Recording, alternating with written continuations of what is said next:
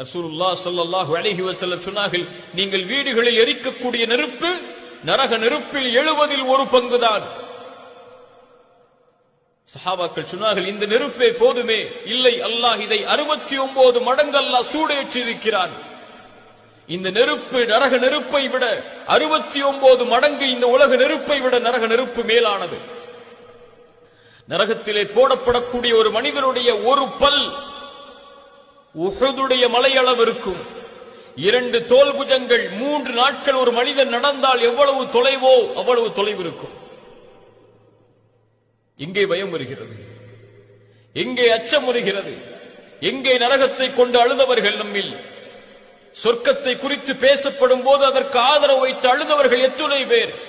என் பாவம் தடுத்து விடுமா என்று ஒவ்வொரு பாவத்தையும் செய்யும் போது எண்ணக்கூடிய மக்கள் நம்மில் எத்துணை பேர்?